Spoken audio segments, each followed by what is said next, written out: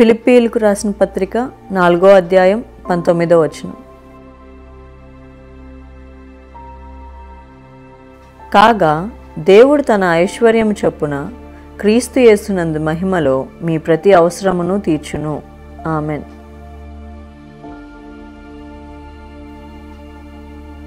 Philippians chapter 4 verse 19.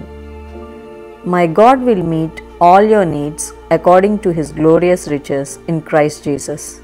Amen.